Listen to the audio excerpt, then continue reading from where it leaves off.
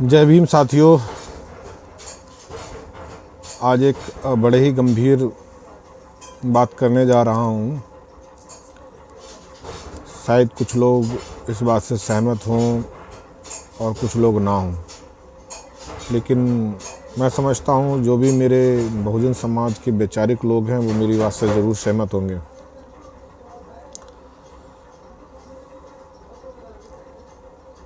हमारे जो समाज के नेता हैं या जो वैचारिक लोग हैं वो हमेशा ओबीसी समाज के मुद्दों को उठाते रहते हैं। खास करके मैं दलित समाज की बात कर रहा हूँ, SC ST की बात कर रहा हूँ। परंतु ओबीसी समाज को दलितों के मुद्दों से कोई लेना देना नहीं है। हाँ, ये बात सही है कि ओबीसी समाज में बहुत सुधार हुआ है, लेकिन वो बहुत सुधार भी अभी ना के बराबर है, क्योंकि उनकी आबादी लगभग 52% है। तो मुझे लगता है शायद 2 या 3% लोगों में सुधार हुआ है, पर वो नाकाफ़ी है। वो कभी भी दलित समाज की लड़ाई में शरीक नहीं होते।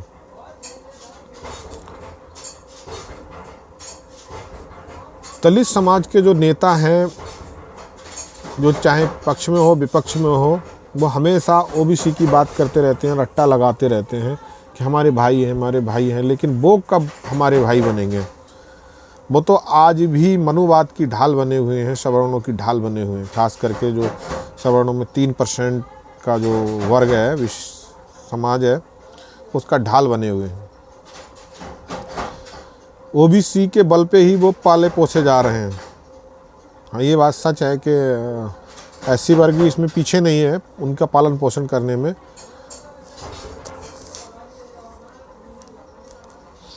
पर ओबीसी समाज तो हमेशा आगे रहा है, ढाल बना है। हमारे नेता इस चीज़ को क्यों नहीं समझ पा रहे? हमारे जो इंटेलेक्चुअल लोग हैं वो भी इस चीज़ को नहीं समझ पा रहे हैं। हमारा कोई नेता अगर कोई सरकार बनती है, जैसे कि मायावती जी की सरकार बनी, उन्होंने क्या काम किया? बाबा साहब के जो नियम थे, बाबा साहब ने जो संविधान बनाया था, उनको लागू करने की कोशिश की। फिलहाल वो पूरी तरीके से लागू नहीं कर पाए।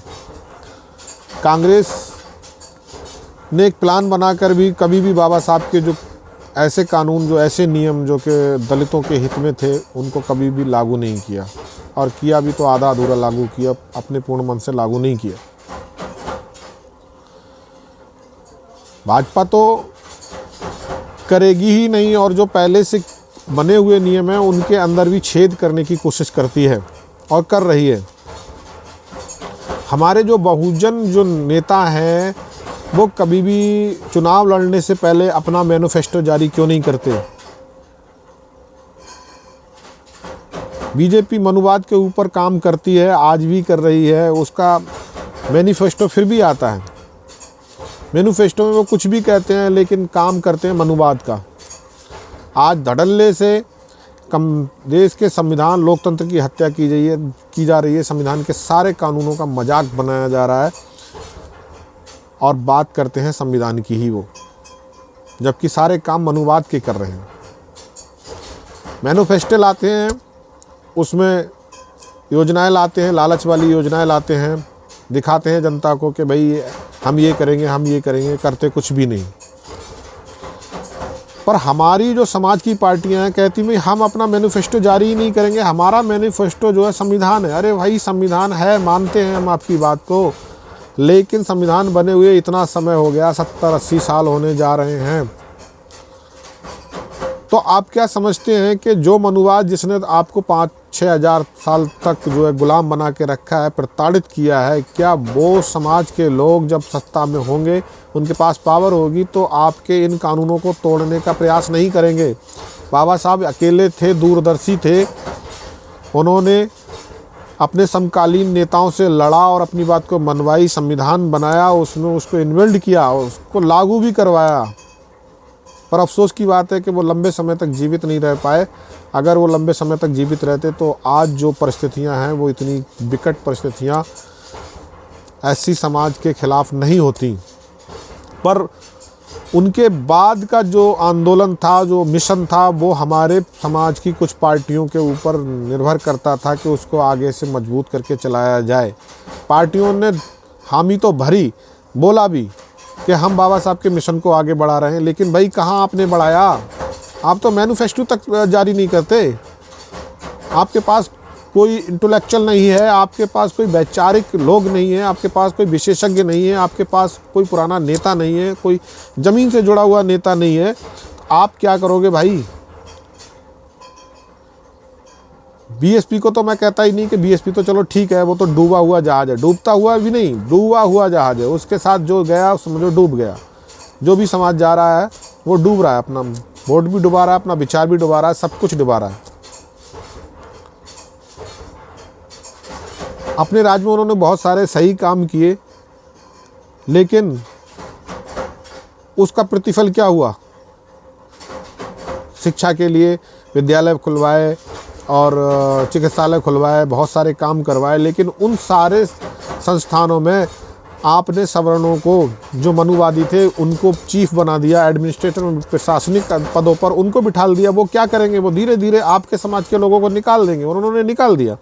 और आज के टाइम पे वो उनको ले भी नहीं रहे, ख़त्म कर दिया उन लोगों ने, उन प्रशासनों में से, उन संस्थानों से, वहाँ से SC ST वालों को हटा दिया। आप आज भी उसी पुराने ढर्रे पे हैं। ठीक है, बाबा साहब के ज़माने, बाबा साहब दूरदर्शी थे, उन्होंने कानून बना के चले गए हैं, लेकिन उन कानूनों को पालन किया जाता तभी तो। कांग्रेस ने किया नहीं, आपने किया भी तो आधा अधूरा किया। बीजेपी करेगी नहीं, तोड़ेगी उन कानूनों को, उनमें छेद करेगी, और वो कर रही है।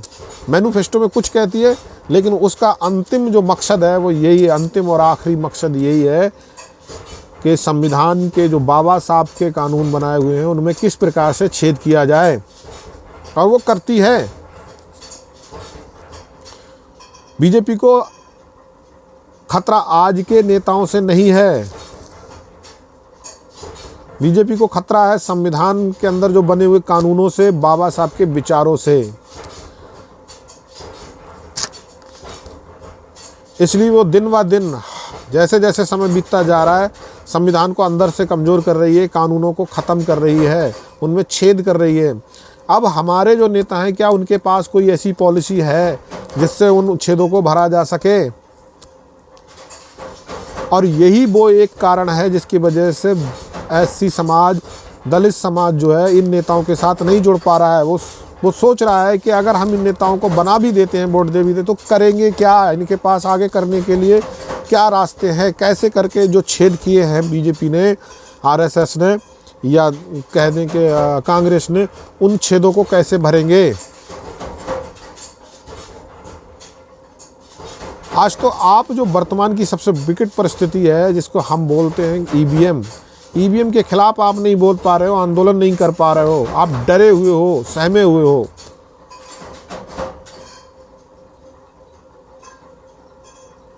भाई मरेगा तो वो भी जो चुप रहेगा। आज अगर मेरा नंबर आएगा तो कल दूसरे का आएगा, परसों तीसरे का आएगा, कोई भी नहीं बचना है।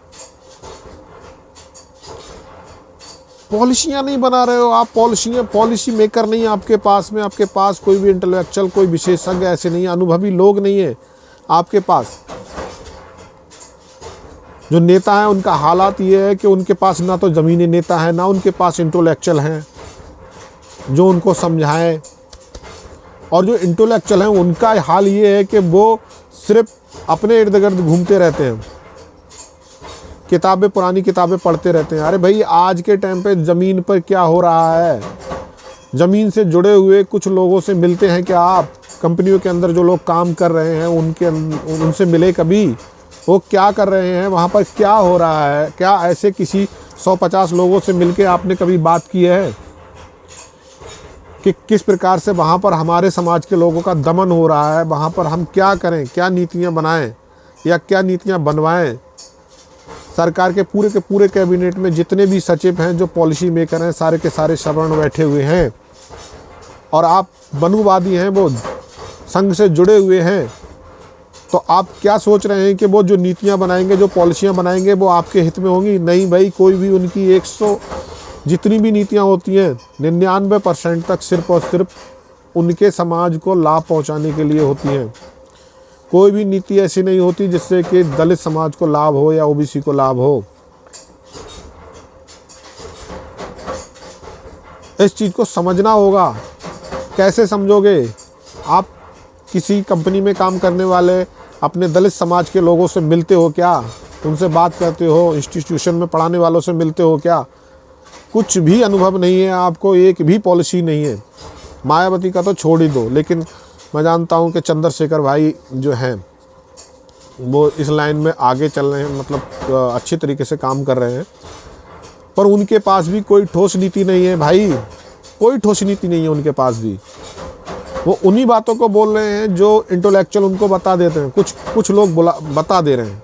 कोई भी अनुभवी आदमी वो खुद नहीं देख पा रहा है कि जो क्या समस्याएं हैं और उनको किस तरीके से हल किया जाएगा। अगर मैं प्रधानमंत्री बनूंगा या मैं मतलब जो है चंद्रशेखर जी कोई मुख्यमंत्री बन जाएंगे तो वो कौन सी पॉलिसियां लगाएंगे, क्या करेंगे।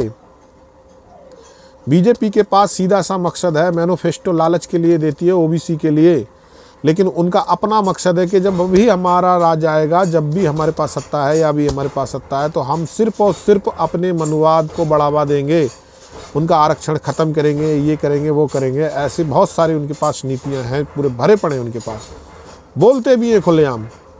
लेकिन हमारे लोगों को, हमारे नेताओं को ईवीएम के ऊपर बोलते हुए भी डर लगता है। अब मैं कुछ छेद हैं मैं वाले वो बताना चाह रहा हूँ, उसके बाद बात करेंगे। कई सारे छेद जो हैं उन्होंने कर दिए हैं। बाबा साहब ने सबसे पहला, बाबा साहब ने एक वोट का अधिकार दिया था, सबके लिए एक वोट का अधिकार दिया था। उन्होंने वोट डालने के लिए कहा था, बैलेट पेपर से वोट डालने के लिए कहा था। ये नहीं कहा था कि वोट जो है आप ईवीएम से डालो। ईवीएम से आपका वोट अगर चोरी हो गया तो आपका अधिकार ख़त्म हो गया। उन्होंने रास्ता निकाल लिया। अब आप उनको ये घोषणा करने की आवश्यकता नहीं है कि मुसलमान वोट नहीं देंगे, कि दलित वोट नहीं देंगे। देने दो वोट, कहाँ देंगे? जहाँ भी देंगे हम उनका वोट ख़त्म कर देंगे, उनका ख़राब कर देंगे वोट उनका वहीं जाएगा जहाँ पे हम चाहेंगे। बाबा साहब का ये जो कानून था उसमें उन्होंने छेद कर दिया। दूसरा, कॉलेजियम सिस्टम।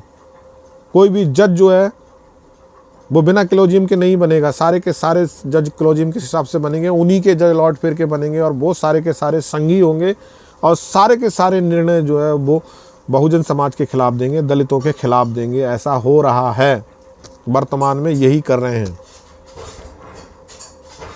तीसरा कानून बाबा साहब का जो नियम कानून था, मतलब जो आरक्षण के जरिए लोगों को, जो दलितों के पास ना ज़मीन थी, ना संपत्ति थी, ना व्यापार था, तो उनके लिए उन्होंने कुछ नौकरियां उनको दी जाएं। 100% उनको उनकी आबादी के अनुसार नौकरियां मिलनी चाहिए, ये उन्होंने प्रावधान किया था। इन्होंने बड़ी चालाकी से उसको ख़त्म करने के लिए एनएफएस सिस्टम ले आए, नॉट फाउंड सुटेबल। शर्म नहीं आती क्या? इतने बड़े समाज में, इतना बड़ा पढ़ाकू समाज हमारा दलित समाज, उसमें एनएफएस के लायक लोग होंगे क्या? क्या लोग नहीं है पढ़े लिखे? और या ओबीसी समाज के अंदर इतना 52% समाज है, क्या उसके अंदर जगहें भरने की 27%, जो 27 पद होते हैं उन्हें भरने के लिए ओबीसी के लोग नहीं मिलते? अरे जब तुम अपना ही कोटा नहीं भर पा रहे हो तो ओपन जो है, क्या कहते हैं, 52-49 से ऊपर का, उसमें से क्या लोगे भाई? वो आपको इस काबिल नहीं छोड़ रहे हैं, ये समझना होगा। 50% से आप ऊपर बढ़ने की बात, आप अगर 27% आपका कोटा भरेगा या 22% जब भर जाएगा, उसके बाद जब आपके बच्चे बचेंगे तो वो ऊपर का कोटा ले सकते हैं। लेकिन भाई उन्होंने तो, वो तो ऊपर का तो छोड़ दो, वो तो आपको आरक्षण का जो लिमिट के अंदर है उस कोटे को भी नहीं दे रहे हैं, उसमें भी एनएफएस लगा के हटा दे रहे हैं। वो आपको क्या मिल रहा है भाई? कुछ नहीं मिल रहा आपको। 50% भी आपके पद नहीं भरे जा रहे हैं। और एनएफएस करके चलो ठीक है, अगर कहीं पर अगर ऐसा होता भी है अपवाद के लिए, पहले तो ऐसा हो नहीं सकता कि कोई बंदा इस काबिल ना हो कि एनएफएस किया जाए। अगर कहीं अपवाद है किसी एक आध सीट पे, अगर मान लीजिए कोई सीट है तो उस सीट को एज इट वैसी ही रहनी चाहिए, उसी समाज की होनी चाहिए, उसी आरक्षण की कैटेगरी में रहनी चाहिए। उसको क्या कर दिया उन्होंने कि उसको NFS करने के बाद में उसको जो है जनरल कैटेगरी में डाल दिया जाता है। लेटरल एंट्री इसका दूसरा प्रमाण है। बड़े बड़े पोस्टों पे जो वो अपने IAS PCS की जो तैयारी करके लड़के आते थे उस पे जो जाते थे, तो वो वहाँ पे ज़्यादा से ज़्यादा जाने पाएँ, इसलिए उन्होंने वहाँ पर लेटरल एंट्री का प्रावधान बना दिया कि भाई उससे जो जाएंगे। ये चौथा नियम था। चौथे नियम में उसमें छेद कर दिया। EWS आर्थिक आधार पे उन्होंने एक रास्ता खोल दिया कि जो जातीय आरक्षण है उसको ख़त्म करने के लिए EWS आर्थिक आधार पर। अरे भाई, आर्थिक आधार पे कैसे करके आरक्षण दे दोगे? आपने संविधान के मूल के बिल्कुल खिलाफ है, ये असंवैधानिक है, गैर, ये जिसने भी किया है मैं तो समझता हूँ उन लोगों को उम्र कैद होनी चाहिए ज़िंदगी भर के लिए। उसके बाद में अब उन्होंने क्या काम किया कि भाई चलो ठीक है ये इतना कर दिया, उससे भी उनका पेट नहीं भरा तो उन्होंने लीकिंग सिस्टम चालू कर दिया है। बच्चे पढ़ाई करेंगे, साल साल भर तैयारी करते रहे, पैसे लगाते रहे, लोन लेके, ज़मीन बेच के, नौकरी करके पढ़ते रहें, फिर परीक्षा का टाइम आए तो वो परीक्षा लीक कर देते हैं ताकि वो आगे जा ही नहीं पाएँ, पास ही नहीं हो पाएँ। सारा सबको समूल सत्यानाश कर दिया है, पूरा एजुकेशन का पूरा सत्यानाश कर दिया है। ये छठवां लीकेज है, छेद कर दिया है कानून में। मशीनिंग सिस्टम, अब थोड़ा मैं आगे बढ़ता हूँ। प्राइवेट सेक्टर में अगर आप जा रहे थे तो उन्होंने मशीनिंग सिस्टम ले आए हैं। मशीनिंग सिस्टम पर मैं एक अलग से वीडियो बनाऊंगा, समझाऊंगा ये क्या है। जिन कंपनियों में पहले हजार लोग काम कर रहे थे उन कंपनियों में आज 100 लोग काम नहीं कर रहे हैं। सारा का सारा काम रोबोट और मशीन ही कर रही हैं। क्या ज़रूरी है भाई? पैसा भी उन्हीं के पास, व्यापार भी उन्हीं के पास। मशीनें जब वो अपने पास रखेंगे, अपनी मशीनें लाएंगे, एक बार मशीन में पैसा लगता है और ज़िंदगी भर कमाएंगे। जितना पैसा आएगा सारा का सारा पैसा उन्हीं के पास चला जाएगा, उन्हीं के पास रहेगा। तो कैसे वो पैसा फैलेगा भाई? कोई भी देश का विकास तभी होता है, प्रगति तभी होती है जब उसके यहाँ पे जो पैसा होता है वो समान रूप से वितरित हो, उसका केंद्रीकरण ना हो, उसका विकेंद्रीकरण हो। समाज के अंदर पैसा फैलना चाहिए, चलना चाहिए, मूवमेंट होनी चाहिए पैसे की। अगर पैसा रुकता है कहीं पर भी तो समझ लीजिए कि वो देश के लिए घातक है, ख़तरनाक है। वहाँ पर उस देश का विकास रुक जाएगा, जो कि हमारे देश का विनाश होने का सबसे बड़ा यही कारण है। हाँ, मैं मानता मशीनवाद का विरोध नहीं हूँ, मशीनों का विरोध नहीं है, मशीनवाद का विरोध है। मशीनें होनी चाहिए, नई नई इनोवेशन भी होना चाहिए, लेकिन मशीन वहीं पर जो काम आसानी से हो सकता है, इंसान कर सकते हैं, उस जगह पे मशीन क्यों लगाओगे भाई? मशीन होना चाहिए क्रिटिकल कामों के लिए, हैवी कामों के लिए, कुछ अर्जेंट वाले कामों के लिए ऐसी जगह होनी चाहिए। अरे भाई, तुमको उत्पादन बढ़ाना है तो आप ज़्यादा से ज़्यादा मैन पावर यूज़ करिए ना, मैन पावर लगाइए, उसको यूज़ करिए ताकि सैलरी के रूप में जो आप पैसा होगा वो जाएगा। आप जो प्रॉफिट कमाएंगे वो प्रॉफिट जो इकट्ठा आपके पास इकट्ठा ना हो के सैलरी के रूप में जाएगा, लोगों के पास वितरित होगा, लोगों के घर चलेंगे। जहाँ 100 घर चलते होंगे, मशीनें हटाने के बाद में वहाँ पर पता चलेगा कि 500 घरों में मतलब काम चलेगा, उनकी आर्थिक स्थिति अच्छी होगी। लोनिंग सिस्टम पर भी मैं अलग से बात करूँगा। पूरा का पूरा लोनिंग सिस्टम जो है वो सामंती लोगों के लिए बना के रख दिया। उसका कोई भी लाभ जो है इनको मिलने वाला नहीं है। लोनिंग सिस्टम के अंदर एक और सिस्टम लेके चले आए हैं जिसका नाम है सिविल स्कोर। सिविल स्कोर भाई साहब कुछ भी नहीं है, ये सिर्फ दलित और SC ST OBC वालों को लोन देने से रोकने के लिए किया गया सिस्टम है। आज के टाइम पर आप किसी को भी देख लीजिए, लोग 10-10 हज़ार 5-5 हज़ार का लोन ले लेते हैं और समय पर नहीं चुका पाते हैं। 1-2 किस्त अगर बाउंस हो जाती है, उनकी सिविल ख़राब हो जाती है, उनको ज़िंदगी भर के लिए लोन, ना शिक्षा के लिए लोन, ना व्यापार के लिए लोन, किसी चीज़ के लिए लोन उनको नहीं मिलता, मिलेगा भी नहीं, क्योंकि ये उनका षड्यंत्र है। इस पर मैं एक अलग से बात करूँगा। Tax system, Gabbar Singh tax, GST जो लगा रखी है, वो GST इस प्रकार से लगाई गई है कि उसका 99% तक जो भार पड़ता है सिर्फ गरीब और मजदूर पब्लिक पर पड़ता है। उसका कोई भी इफेक्ट किसी भी कंपनी वाले के ऊपर नहीं पड़ता, किसी भी कर्मचारी के ऊपर नहीं पड़ता। हाँ, उनको तत्काल में पड़ता है, दिखता है, लेकिन जो दीर्घ समय में आने वाले लंबे समय के बाद पता चलता है कि उनको उसका कोई भी नुकसान नहीं होता, सिर्फ और सिर्फ पब्लिक का नुकसान होता है। आज के टाइम पे जो महंगाई अनकंट्रोल्ड है, उसका सिर्फ और सिर्फ ये टैक्स सिस्टम ही कारण है, जीएसटी ही कारण है। नोचा जा रहा है आपको, आपका पेट ना भरे, आप टैक्स के रूप में ज़्यादातर पैसे देते जाएं, महंगी से महंगी चीज़ें हो जाएं, आपका पैसा निकल जाएगा, आपके पास पैसा नहीं होगा, आप रोटी पेट के लिए पूर्ण रूप से कमाने के लिए आप जो है लगातार कोशिश करते रहेंगे।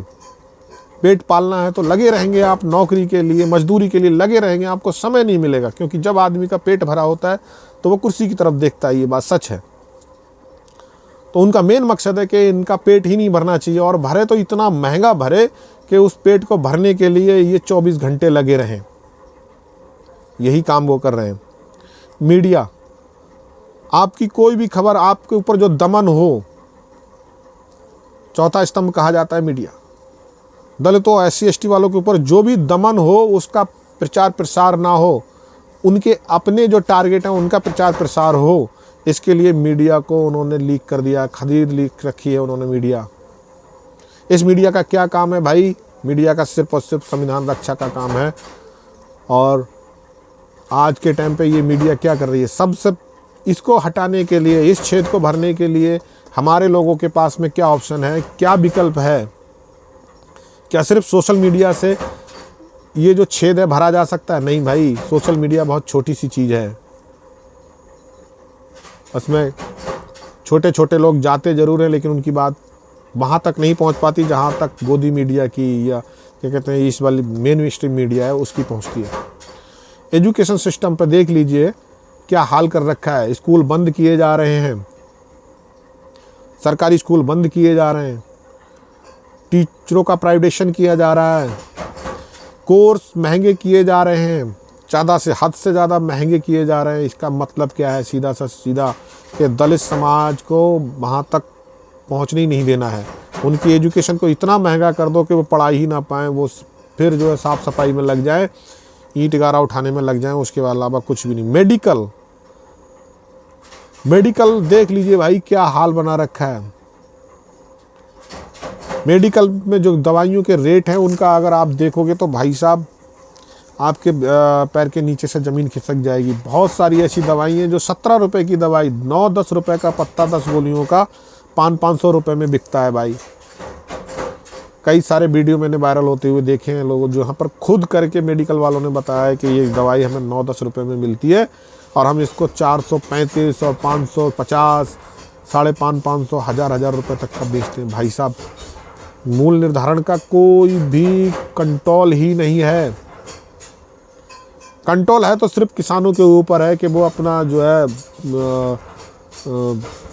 अपने मूल्य का निर्धारण नहीं कर सकते, MSP वो नहीं लगा सकते। लेकिन कंपनियों के लिए कोई नहीं, वो कंपनियां अपने आप अपना MSP बनाते हैं और जितना चाहते हैं उतना बनाते हैं और फिर उस पर बिकता भी है माल।